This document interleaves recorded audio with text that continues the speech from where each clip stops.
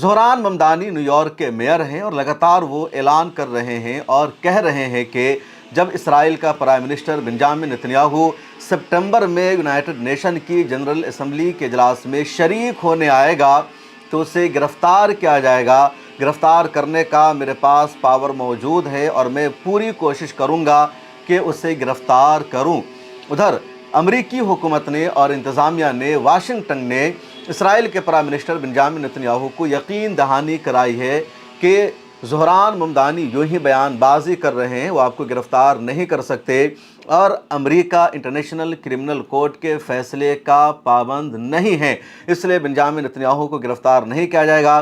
یہ بھی کہا گیا اور اسرائیل کے اخبارات میں بھی لکھا جا رہا ہے کہ نیو یارک میں اقوام متحدہ کا دفتر ہے، جنرل اسمبلی کا وہاں اجلاس ہوتا ہے، اور اس لیے وہاں دنیا بھر کے ممالک کے رہنما جاتے ہیں، لیڈران جاتے ہیں یونائٹڈ نیشن کے اجلاس میں شرکت کرنے کے لیے، اور جو رہنما وہاں پر جاتے ہیں وہاں پر امریکہ کا قانون لاگو نہیں ہو سکتا، امریکہ ان کے بارے میں فیصلہ نہیں کر سکتا۔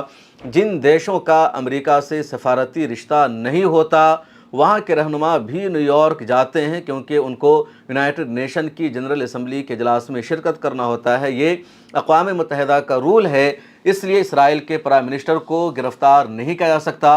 ادھر زہران ممدانی نے ایک ویڈیو جاری کر کے کہا کہ اسرائیل کا پرائم منسٹر بنجامن نتنیاہو 70,000 لوگوں کا قاتل ہے، اس نے جنوسائیڈ کیا ہے، انٹرنیشنل کرمنل کورٹ کا فیصلہ بالکل صحیح ہے کہ اس کو گرفتار کیا جائے، اس لیے میں گرفتار کروں گا۔ زہران ممدانی کی یہ ویڈیو آپ سنیے۔ Benjamin Netanyahu is a war criminal, the architect of a horrific genocide against the Palestinian people. He is responsible for the killing of more than 73,000 people, for the maiming of tens of thousands of children as those who survive undergo amputation without anesthesia, for the targeting of neonatal hospitals and maternity care centers, denying newborns even the chance to live, for the countless people he starved as he blocked food and humanitarian aid from reaching them, for the gunning down of hundreds of aid workers and journalists. And just last month, the UN confirmed that Palestinian children continue to be deliberately targeted and killed by Israeli armed forces, more than 8 months after the so-called ceasefire. The list goes on and on, all as we, as Americans, pay for the bombs that do the killing. There is a reason the International Criminal Court issued a warrant for his arrest. As human beings, we have spent generations building a shared understanding that there are crimes so grave they offend all of humanity. Anyone with their eyes, with their heart, with their conscience should recognize the devastation he has wrought and understand that he belongs before a court of law. As I've said, I agree with the ICC that Benjamin Netanyahu should be arrested and tried for his crimes, as I do for anyone else charged by the ICC. My administration has reviewed every avenue available under applicable law to determine whether New York City could execute the International Criminal Court's arrest warrant if Benjamin Netanyahu came here.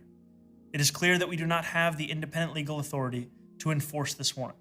The federal government, however, does, and I call on them to join the ICC and execute this warrant. And I want to be equally clear. Benjamin Netanyahu is not welcome in New York City, nor is any other war criminal at large. While we cannot end the genocide on our own, we can decide whether our silence will become another weapon, and we can examine every tool we have to defend the humanity and dignity of all people. That is my commitment to you.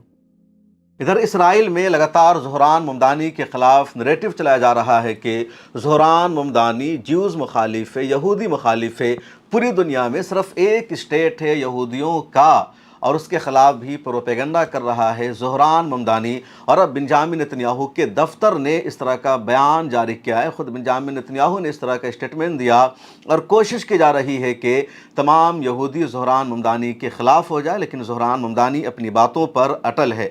امریکہ اور ایران کے درمیان جنگ لگاتار جاری ہے، اور لگاتار 11ویں رات میں بھی امریکہ نے ایران کے مختلف شہروں اور ٹھکانوں پر حملہ کیا۔ میزائل کے ذخیروں کو امریکہ نے نشانہ بنایا، جو میزائل لانچر پیڈ ہے اس پر امریکہ نے حملہ کیا۔ ادھر ایران نے بھی جوابی حملہ کیا، کویت کو جو امریکی فوج اڈہ ہے کویت میں، اس پر ایران نے حملہ کیا۔ بحرین میں جو امریکی فوج اڈہ ہے اس پر ایران نے حملہ کیا، اور اردن میں جو فوجی اڈہ ہے اس پر ایران نے حملہ کیا ہے۔ ایک اور بڑی خبر سامنے آئی ہے، اور خبر یہ ہے کہ ایک اور امریکی فوج کی اردن میں ہلاکت ہو گئی ہے، اور ایران کے حملوں میں ٹوٹل ہلاک ہونے والے امریکی فوجیوں کی تعداد اب 18 ہو چکی ہے۔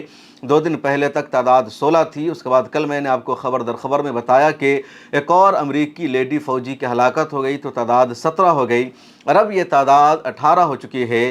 امریکی صدر کا ایک اور بیان سامنے آیا، مارکو روبیو نے بھی کہا، جو فورن سیکریٹری ہے، کہ ایران دوبارہ بات چیت کرنا چاہتا ہے اور امریکہ بھی بات چیت کرنے کے لیے تیار ہے۔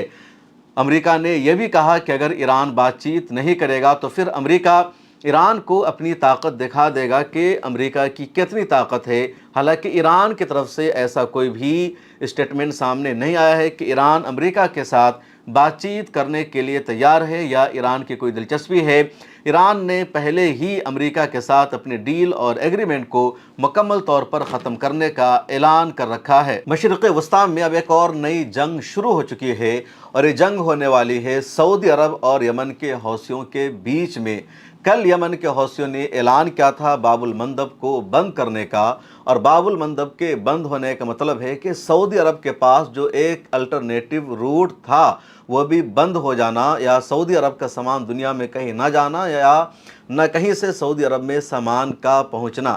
اور آج کی تازہ ترین رپورٹ یہ ہے کہ ریڈ سی میں سعودی عرب کا 2 جہاز جا رہا تھا، یہ کارگو جہاز تھا، اور حوثیوں نے ان جہازوں کو جانے کی اجازت نہیں دی۔ اس کے بعد سعودی عرب کے جہازوں کو واپس لوٹنا پڑا، اور یہ جہاز باب المندب کو کروس نہیں کر سکے۔ سعودی عرب کا اگر آپ میپ دیکھیں گے، نقشہ دیکھیں گے، تو سعودی عرب 2 سمندروں سے ملا ہوا ہے۔ ایک طرف پرشین گلف ہے اور دوسری سائیڈ میں ریڈ سی ہے۔ ریڈ سی پہلے یمن سے ملتا ہے، اس کے بعد سعودی عرب کا سلسلہ شروع ہو جاتا ہے، اور جدہ میں جو بیچ ہے، جو سمندر ہے، وہ یہی ریڈ سی کا ہے، اور ریڈ سی پھر سوئس کنال کے ذریعے میڈیٹرینین سی کو کنیکٹ کرتا ہے۔ تو ریڈ سی سعودی عرب کے لیے بہت زیادہ اہم ہے۔ پرشین گلف کے بند ہو جانے کے بعد، یعنی اسٹریٹ آف ہرمز کے بند ہو جانے کے بعد، ریڈ سی سعودی عرب کے پاس ایک آپشن تھا۔ اب حوثیوں نے باب المندب کو مکمل طور پر بند کر دیا ہے، اس کی وجہ سے سعودی عرب کی مشکلیں بڑھ گئی ہے، اور سعودی عرب کے جہازوں کو واپس لوٹنا پڑا ہے۔ ادھر سعودی عرب نے حوثیوں کو دھمکی دی اور کہا کہ تم یہ راستہ اوپن کرو، اگر ایسا نہیں کرو گے تو انجام بہت برا ہوگا۔ یونائٹڈ عرب امارات اور سعودی عرب کے بیچ میں جو اختلاف چل رہا تھا، اب یہ دونوں ایک ہو چکے ہیں حوثیوں کے خلاف، اور یونائٹڈ عرب امارات کی حکومت نے بھی حوثیوں کے باب المندب کو بند کرنے کی سختی سے مذمت کی، اور کہا کہ یہ یونائٹڈ نیشن کے خلاف ہے، اقوام متحدہ کے خلاف ہے، جو انٹرنیشنل روٹ اور راستے ہیں اس کی خلاف ورزی کی جا رہی ہے، اور حوثیوں کو اس کا سخت نقصان اٹھانا پڑے گا۔ اس پوری لڑائی میں اب پاکستان کی بھی انٹری ہو گئی ہے۔ پاکستان نے ایک بیان جاری کر کے کہا کہ اگر پاکستان کا جھنڈا لہرانے والے کسی بھی جہاز پر حملہ ہوا، یا پاکستان کی طرف آنے والے، پاکستان سے جانے والے کسی بھی جہاز کو ریڈ سی میں روکا گیا، تو حوثیوں کو برداشت نہیں کیا جائے گا۔ یہ مانا جائے گا کہ حوثیوں نے پاکستان پر حملہ کر دیا ہے، اور پھر پاکستان اس کا بدلہ لے گا، پاکستان حوثیوں کو جواب دے گا۔ پاکستان اور سعودی عرب کے درمیان میوچول ڈیفنس ایگریمنٹ ہے، یعنی ایک دیش پر حملہ دوسرے دیش پر حملہ مانا جائے گا، اور ایسے میں پاکستان کی پریس ریلیز کا سامنے آنا، پاکستان کی وزارت خارجہ کا بیان سامنے آنا بہت زیادہ اہم رکھتا ہے کہ سعودی عرب کو پاکستان نے سپورٹ کرنا شروع کر دیا ہے، اور مڈل ایسٹ میں ایک نیا منظرنامہ جنگ کا سامنے آ گیا ہے۔